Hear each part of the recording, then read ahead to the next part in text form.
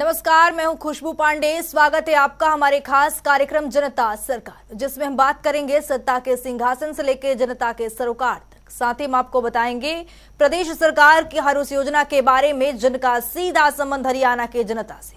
योजनाएं प्रदेश के विकास को नई गति प्रदान करेंगी और हरियाणा की जनता का चहुमुखी विकास भी करेंगी, ताकि प्रदेश की जनता तरक्की की राह पर आगे बढ़े और हरियाणा प्रदेश निरंतर उन्नति की नई ऊंचाइयों को छूता हुआ प्रगतिशील रहे।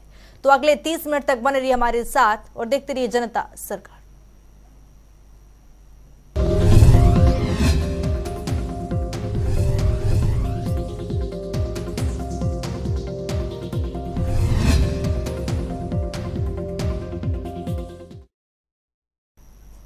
हरियाणा और हरियाणा वासियों के उत्थान के लिए काम कर रहे मुख्यमंत्री मनोहर लाल के कुशल मार्गदर्शन में प्रदेश एक नई ऊंचाइयों को छू रहा है।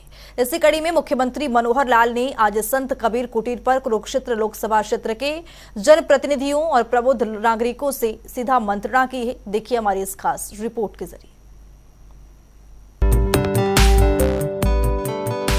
हरियाणा गठन के बाद मुख्यमंत्री मनोहर लाल ऐसे पहले मुख्यमंत्री बने हैं जिन्होंने एक अनूठी पहल की शुरुआत करते हुए चंडीगढ़ में मुख्यमंत्री आवास पर लोकसभा क्षेत्रवार जनप्रतिनिधियों और प्रबुद्ध व्यक्तियों और विभिन्न विभागों के आला अधिकारियों को एक मंच पर लेकर आए हैं। इस तरह की बैठकों में विधानसभावार जनप्रतिनिधि उच्च अधिकारियों से विकास कार्यों के संबंध में जानकारी हासिल करते हैं और अधिकारी एक एक परियोजना और योजना के बारे में बारीकी से उन्हें अवगत भी करवाते हैं। इसी कड़ी में आज संत कबीर कुटीर पर कुरुक्षेत्र लोकसभा क्षेत्र के जनप्रतिनिधियों एवं प्रबुद्ध नागरिकों के साथ मुख्यमंत्री ने मंत्रणा की और कहा कि आप खुलकर अधिकारियों के समक्ष अपने क्षेत्र की सार्वजनिक समस्याओं और मांगों को रख सकते हैं और चल रहे विकास कार्यों के बारे में जानकारी दे सकते हैं। साथ ही भविष्य की आवश्यकता क्या है इसके बारे में भी लिखित में जानकारी दे सकते हैं और सीएमओ कार्यालय से जुड़े अधिकारी इन विवरण का पूरा रिकॉर्ड रखते हैं और संबंधित विभागों को प्रेषित भी करते हैं। मुख्यमंत्री मनोहर लाल ने कहा कि स्वच्छ प्रशासन और विकास के कार्य तेजी से हो, इस बैठक का मुख्य उद्देश्य यही है। मुख्यमंत्री ने कहा कि पहले लोगों को इस बात का संदेह रहता था कि चंडीगढ़ मुख्यालय पर फील्ड से भेजे गए प्रतिवेदन केवल फाइलों में दर्ज होते, उन पर एक्शन कम होता है। लेकिन मुख्यमंत्री ने इस धारणा को खत्म करने के लिए हर विधानसभा क्षेत्र के लोगों को सीधा उच्च अधिकारियों से बातचीत करने के लिए उन्हें एक मंच पर लाने के लिए इस प्रकार के कार्यक्रमों की शुरुआत की। लाडवा से डॉक्टर गणेश दत्त ने अधिकारियों के साथ बैठक के अनुभव साझा करते हुए मुख्यमंत्री को अवगत कराया कि बड़े ही उत्साहपूर्ण और ऊर्जावान तरीके से बैठक हुई और जो काम लेकर आए थे उनके पूरा होने की उम्मीद भी है।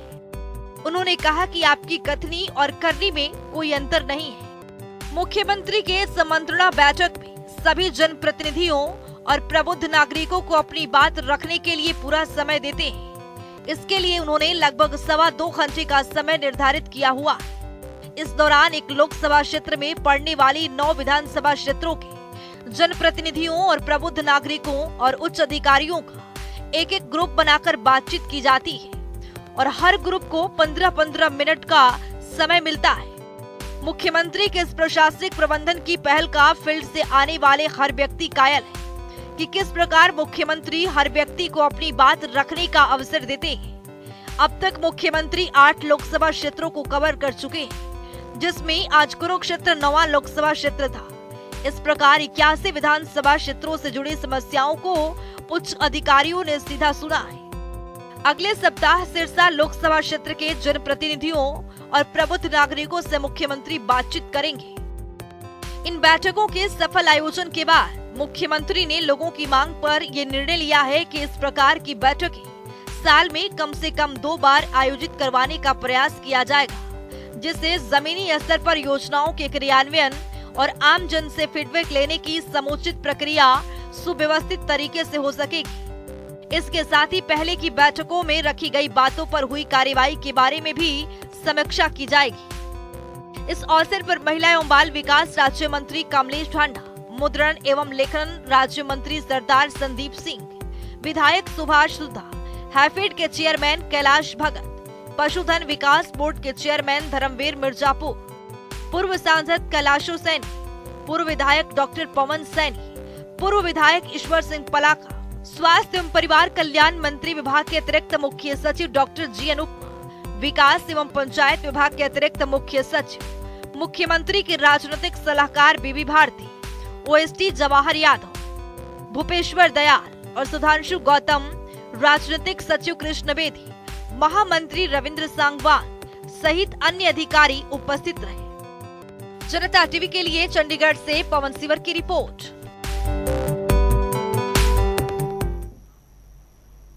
हरियाणा के मुख्यमंत्री मनोहर लाल तीज त्योहारों पर महिलाओं के लिए विशेष तोहफा प्रदान करते हैं। इसकी वानगी तब देखने को मिली जब मुख्यमंत्री मनोहर लाल ने महिलाओं के लिए रक्षाबंधन के अवसर पर हरियाणा रोडवेज की बसों में मुफ्त यात्रा की शुरुआत की है। देखिए इस खास रिपोर्ट के जरिए।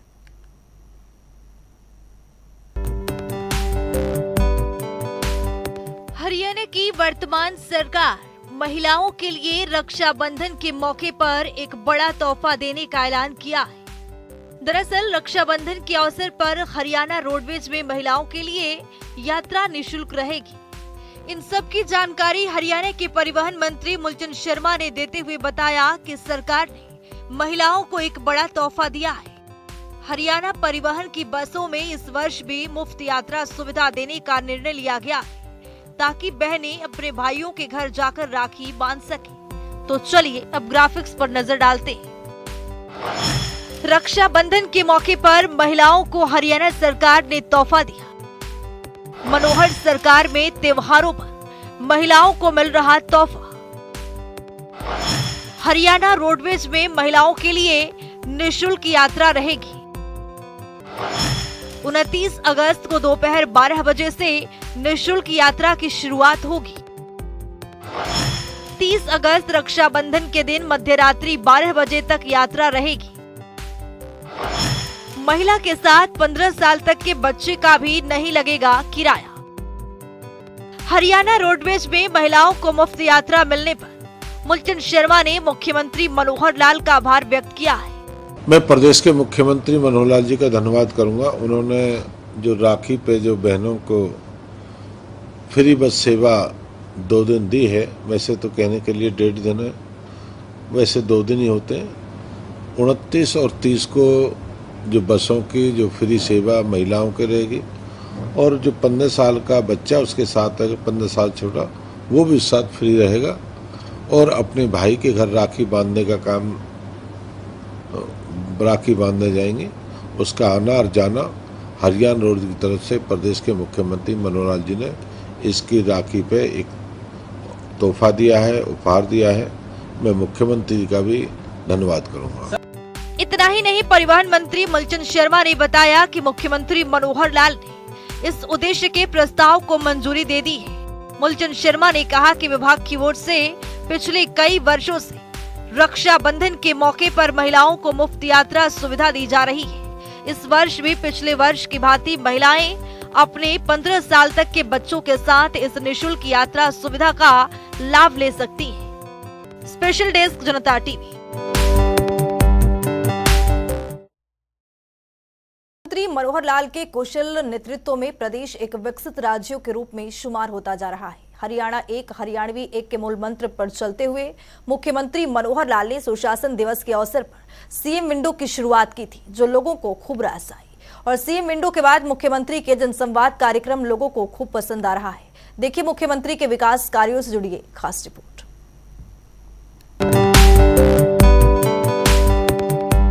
हरियाणा के मुख्यमंत्री मनोहर लाल ने जब से सत्ता संभाली है, तब से प्रदेश की तकदीर और तस्वीर बदली है। मुख्यमंत्री के लिए राजनीति स्वार्थ नहीं बल्कि जनसेवा है। हरियाणा एक, हरियाणवी एक उनकी राजनीति का मूल मंत्र है। उसी राह पर चलते हुए 25 दिसंबर 2014 को सुशासन दिवस के अवसर पर मुख्यमंत्री ने आमजन के शिकायतों के लिए सीएम विंडो की शुरुआत की थी, जो लोगों को खूब रास आई। तो चलिए अब ग्राफिक्स पर नजर डालते हैं। 25 दिसंबर 2014 को सीएम विंडो की शुरुआत हुई थी। सुशासन दिवस के अवसर पर मुख्यमंत्री ने इसकी शुरुआत की थी। आम जन के शिकायत के लिए सीएम विंडो वरदान बनी। पिछले 8.5 वर्षों में 11,50,958 लोगों की शिकायतें आई, जिनमें से 10,58,996 शिकायतों का समाधान किया गया। जिसके बाद मुख्यमंत्री ने सत्ता की अपनी दूसरी पारी में लोगों के बीच जाकर पंच परमेश्वर की तरह जनसंवाद कार्यक्रमों की शुरुआत की। दरअसल मुख्यमंत्री मनोहर लाल के जनसंवाद कार्यक्रम की शुरुआत भिवानी जिले से हुई और इसी कड़ी में 11 अगस्त को कुरुक्षेत्र जिले के उमरी गांव से मुख्यमंत्री अपना जनसंवाद करने जा रहे हैं, जो 13 अगस्त तक जारी रहेगा। मुख्यमंत्री मनोहर लाल ने अपने पिछले कार्यकाल में सिद्ध भी कर दिया कि जब वे एक बार ठान लेते हैं उसे पूरा कर खरा उतरते हैं। जब मुख्यमंत्री ने प्रदेश में पढ़ी लिखी पंचायतें देने की बात कही तो कुछ नेताओं ने लोगों को बहकाकर न्यायालय में मामले को पहुंचा दिया, लेकिन मुख्यमंत्री इस जिद पर अड़े रहे कि पंचायतों को पढ़ी लिखी पंचायतें बनाना ही उनकी राजनीति का उद्देश्य है। इसके लिए मुख्यमंत्री ने सर्वोच्च न्यायालय तक लड़ाई लड़ी और सर्वोच्च न्यायालय ने भी हरियाणा सरकार के फैसले को सही ठहराया और टिप्पणी दी कि अन्य राज्यों को भी हरियाणा का अनुसरण करना चाहिए। मुख्यमंत्री की इस पहल का नतीजा ये हुआ कि वर्ष 2016 में पंचायती राज संस्थानों में 33% पद महिलाओं के लिए आरक्षित थे और सर्वोच्च न्यायालय के निर्णय के बाद 42% महिलाएं चुनकर आई, क्योंकि वे पढ़ी लिखी होने की शर्त पूरी करती थी। उसके बाद मुख्यमंत्री ने पंचायती राज संस्थाओं में महिलाओं की भागीदारी 50% सुनिश्चित की है, जो जनसंवाद कार्यक्रम में भी देखने को मिल रही है। कार्यक्रम में मुख्यमंत्री छोटी सरकारों के चुने हुए जनप्रतिनिधियों से अपने गांव के विकास कार्यों की रूपरेखा मांग रहे हैं, जिसके प्रति न केवल जनप्रतिनिधियों में बल्कि ग्रामीणों में भी खासा उत्साह देखने को मिल रहा है। अनेक बार महिला सरपंच की जगह सरपंच प्रतिनिधि को बैठे पाया तो मुख्यमंत्री ने तत्काल कहा कि जो सरपंच है वही कार्यक्रम में उपस्थित हो। मुख्यमंत्री के इस पहल का असर ये हुआ कि अब महिला सरपंच की जनसंवाद कार्यक्रम में आती है। तो चलिए अब ग्राफिक्स पर नजर डालते हैं। 11 से 13 अगस्त तक मुख्यमंत्री के जनसंवाद का 7वां चरण शुरू होगा। 11 अगस्त को मुख्यमंत्री का जनसंवाद कार्यक्रम कुरुक्षेत्र जिले में होगा। लाडवा विधानसभा के उमरी रामसरन माजरा बूढ़ा गांव में होगा। 12 अगस्त को मुख्यमंत्री का जनसंवाद कार्यक्रम यमुनानगर जिले में होगा। रादौर विधानसभा के बकाना, दामला और अलहर गांव में होगा। 13 अगस्त को मुख्यमंत्री का जनसंवाद कार्यक्रम करनाल जिले में होगा। इंद्री विधानसभा के जैनपुर संडा, डबकौली कला और दनियालपुर गांव में होगा। जनसंवाद कार्यक्रम में खुद मुख्यमंत्री मंडलायुक्त, पुलिस महानिदेशक और उपायुक्त स्तर के अधिकारियों के साथ घंटों बैठकर लोगों की समस्याएं सुनते हैं और मौके पर ही अधिकांश समस्याओं का समाधान भी करते हैं। मुख्यमंत्री मनोहर लाल का जनसंवाद कार्यक्रम लोगों को खूब रास आ रहा है। स्पेशल डेस्क जनता टीवी।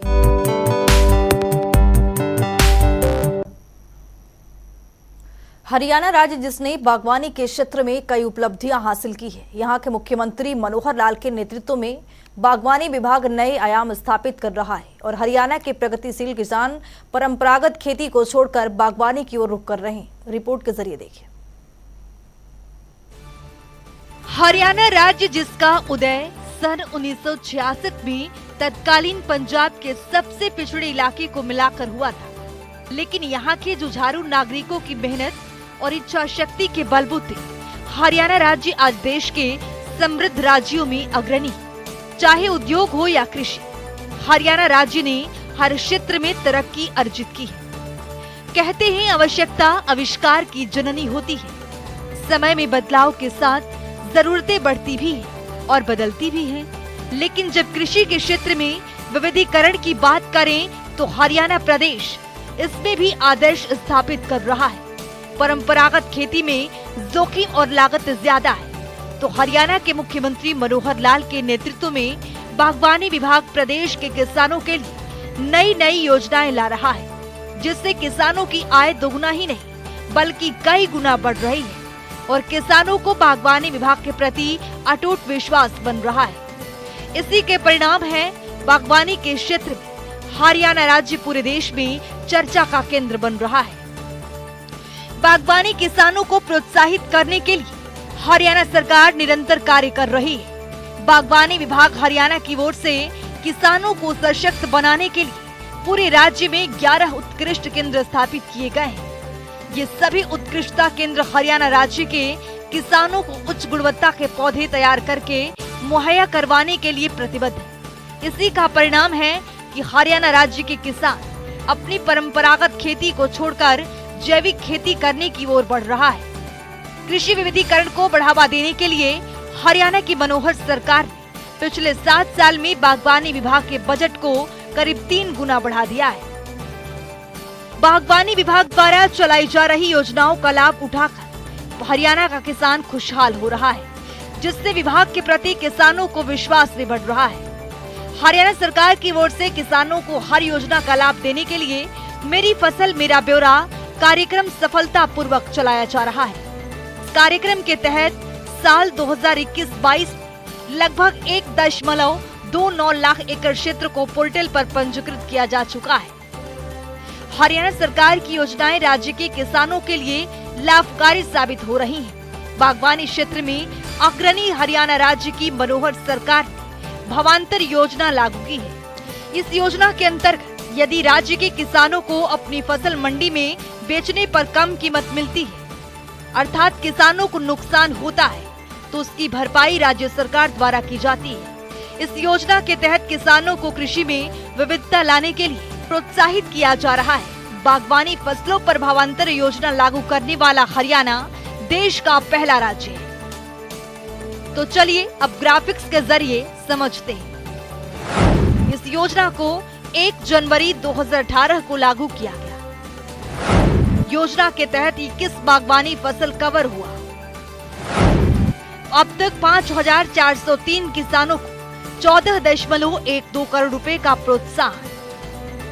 भावांतर भरपाई योजना हरियाणा सरकार की एक अनूठी योजना है। राज्य के जो किसान अपनी फसल जैसे सब्जियां, फलों आदि का बाजार में बेचते हैं, लेकिन उन्हें अपनी फसल बेचने पर उचित मूल्य नहीं मिल पा रहा है, उन किसानों को राज्य सरकार द्वारा फसल का या तो मुआवजा या फिर फसल की कम कीमत की उचित भरपाई के रूप में प्रोत्साहन धनराशि प्रदान की जा रही है, ताकि किसानों को उसकी फसल का सही मूल्य मिल सके। हरियाणा का बागवानी विभाग प्रदेश के किसानों की आय बढ़ाने के लिए निरंतर प्रयास कर रहा है। बागवानी किसानों की फसल को मौसम की अनिश्चितता जैसे प्राकृतिक आपदा, फसल में बीमारी लगने, असामान्य बारिश, तूफान, सूखा पड़ना आदि के कारण होने वाले नुकसान की भरपाई के लिए हरियाणा बागवानी विभाग की ओर से मुख्यमंत्री बागवानी बीमा योजना चलाई जा रही है। इस योजना के अंतर्गत कुल 21 सब्जियां, फल और मसालों की फसल को कवर किया गया है। ऐसी योजना चलाने वाला हरियाणा पहला राज्य है।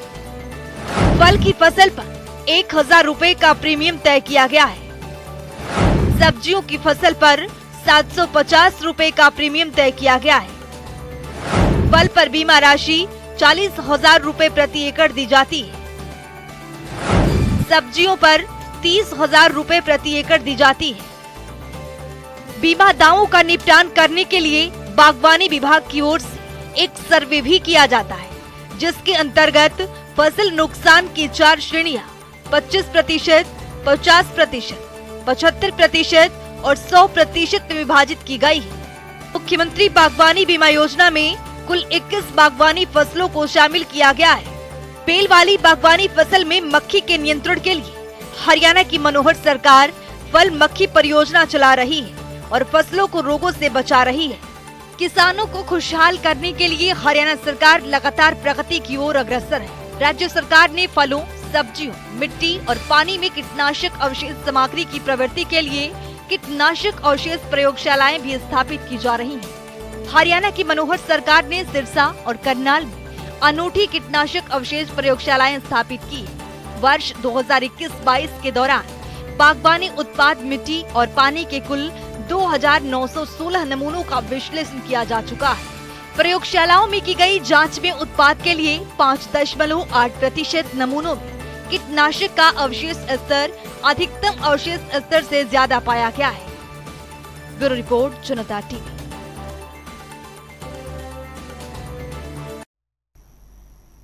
तो चलिए अब जान लेते हैं आज के सवाल का विजेता कौन है।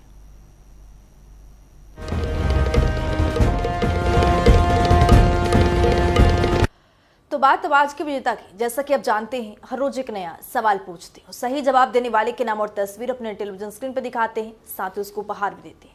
तो चलिए अब जान लेते हैं कल का हमारा सवाल क्या था और कौन है इसका विजेता। कल का हमारा सवाल था, हरियाणा में ई कर्मा योजना का मुख्य उद्देश्य क्या है। इसका सही जवाब है ए, रोजगार प्राप्त करना। ढेरों जवाब आए, लेकिन आज के हमारे विजेता हैं मुकुल सिंह हिसार से। मुकुल, आपको बहुत बहुत बधाई। तो फिर पूछेंगे आज का सवाल, देखते रहिए जनता टीवी।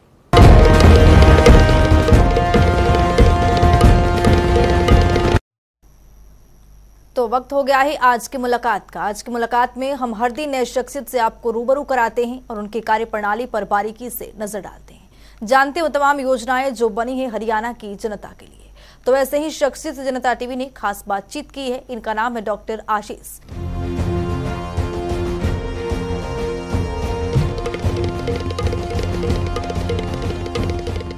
आज का जो हमारा प्रोग्राम है वो इंटेंसिफाइड मिशन इंद्रधनुष 5.0 प्रोग्राम है, जो 7 अगस्त से 12 अगस्त तक चलाया जाना है। इसके और इस प्रोग्राम के तहत हमारे 5 साल तक के जो भी लाभार्थी बच्चे हैं जो किसी कारणवश उनको टीका नहीं लग पाया, उनका टीकाकरण नियमित रूप से हमारे हर एक सेशन साइट के ऊपर हर एक गांव में किया जाएगा। और कुल मिला के 7 तरह के टीके हमारे 5 साल तक के विभिन्न प्रकार की बीमारियों से बचाव हेतु लगाए जाएंगे। सरकार का इसके ऊपर खास जो फोकस रहेगा वो हमारा जो खसरा बीमारी है MR, उसको एलिमिनेट करना है दिसंबर 2023 तक। उसके ऊपर ज्यादा फोकस रहेगा कि हमारा कोई भी बच्चा ऐसा वंचित ना रह जाए जिसको MR की डोज नहीं लग पाई है। इसके साथ साथ ही जो भी गर्भवती महिला जिसको TD की डोज नहीं लगी है उसकी भी वैक्सीनेशन इस प्रोग्राम के तहत की जाएगी। और एक नई चीज इसके अंदर जो लॉन्च हुई है वो यूविन पोर्टल है, जो कि कोविन पोर्टल था हमारा कोविड वैक्सीनेशन के लिए, उसी की तर्ज पे यूविन पोर्टल बनाया गया है, जिससे जो पब्लिक डोमेन है, जो आम जनता है, उस आम जनता को पहले ही ये पता लग जाएगा कि कौन सी जगह पे किस दिन और कहाँ पे हमारा सेशन लगना है, और उस लाभार्थी को आसानी होगी वहाँ टीकाकरण करवाने के लिए।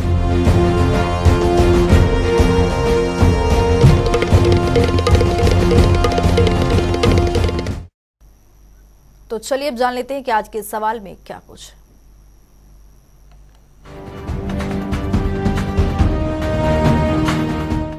हर रोज की तरह हाजिर हूं आज का सवाल लेकर। जैसा कि आप जानते हैं, हर रोज एक नया सवाल पूछते हैं, सही जवाब देने वाले के नाम और तस्वीर अपने टेलीविजन स्क्रीन पर दिखाते हैं, साथ ही उसको उपहार भी देते हैं। तो चलिए अब नजर डालते हैं आज के सवाल पर। मुख्यमंत्री विवाह शगुन योजना के तहत सरकार बेटी के कन्यादान के लिए कितनी राशि देती है। ए 65,000 रुपए, बी 71,000 रुपए, सी 81,000 रुपए, डी 51,000 रुपए। तो दीजिए सही जवाब और बनिए विजेता।